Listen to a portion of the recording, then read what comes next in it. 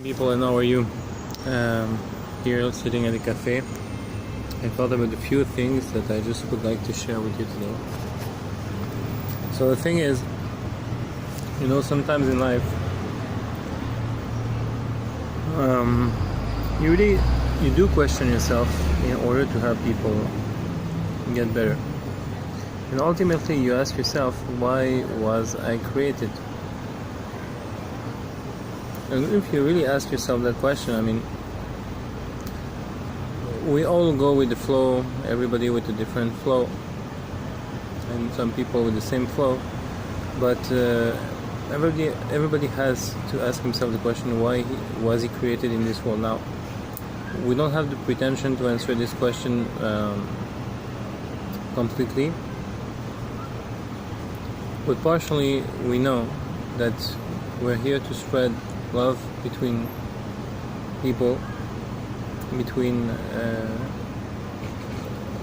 like friends, and between between everyone. There should be help, there should be kindness. And that's the big question, So now again, you never know when you have a chance of success, because a deed is always a gamble. Will that deed be acceptable? Will this deed be accepted? Will this deed be published, or will it be alone? And for sure, this reminds me of what Rabbi Israel Odesser said. And he said, I don't want people Hasidim, I don't want Lamdanim, אני רוצה אנשי מעשה. I don't want people who learn all day long, I don't want people who pray all day long, I want people who do actions.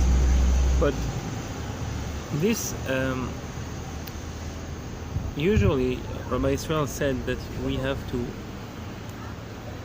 print the books of Rabbi Nachman and to publish them in the world, because actually those are his books that really do something in the world.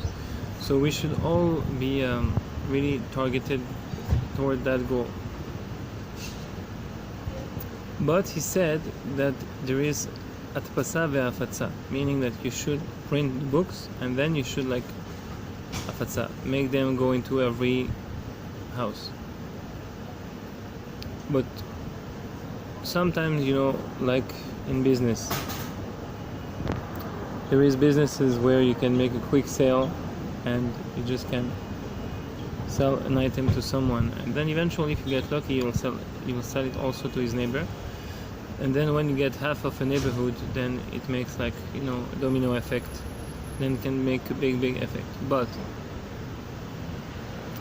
there is another approach, which is maybe sometimes like long-term customer service, and you won't make a sale right away, but on the long term you'll build something like a confidence market, and then you'll be able to sell a lot in right away.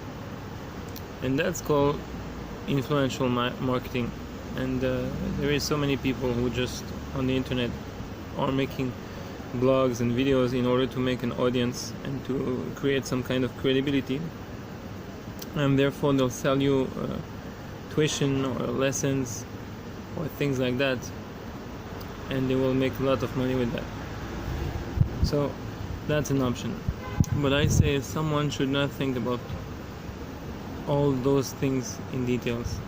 He should indeed think, yes, how eventually my thing will get published, because that's ultimately important for people to know about what you say, if you think that what you say is worth being heard.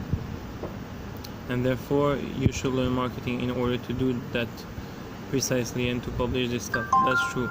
But in the same token that this is true, you should also never lose in mind something else, and that's what I wanted to get to the point, that an action usually, like we said in the previous video, is something that is public, meaning that an action is something that can be that can influence the world.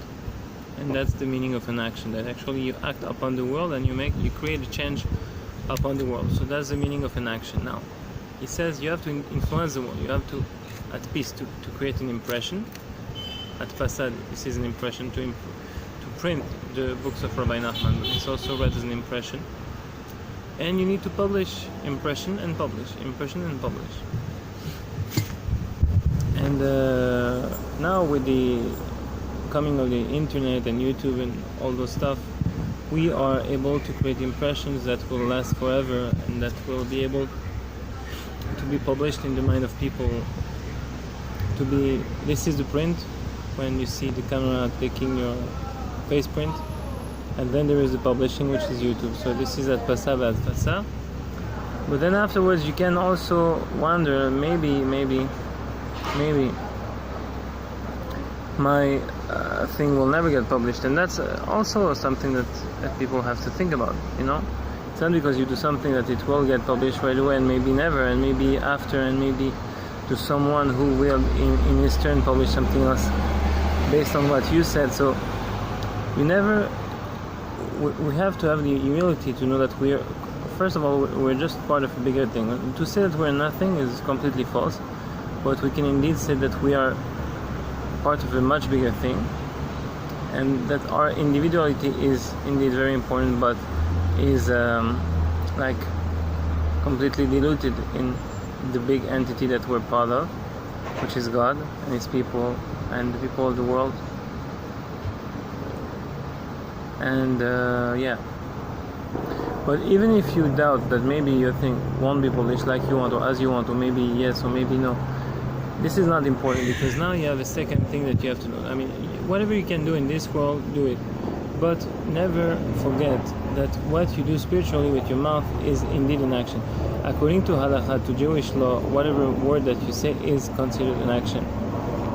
And that's why we should always wish good things, never curse, and never think about bad things that we would like to do, because the mouth creates something. The mouth is an action, right? So in the Likutei Moharan, it's written that somebody who learns Torah should always have in mind that when he learns Torah, he should always be able to enlighten all the souls of Israel, of the souls of people, by his learning or by his prayer. And this is called that really you learn Torah as it should be learned, because one of the reasons why the Beit HaMikdash was destroyed is people used to learn, but they forgot at some point to connect themselves to the root of the souls of Israel, and to connect themselves with the root of this enlightenment in order to enlighten people when they learn. Meaning that when you learn Torah, you can enlighten a lot, like thousands of souls just by your learning. Same thing with your prayer. But in your prayer and in your learning, you should always have a focus, you know, as a will, and you should always have a priority to help the people with your prayer, to help the people with your learning, and to have some kind of self-abstraction which will not be complete in order for you not to do anything or to overdo things on the name of this self-abstraction.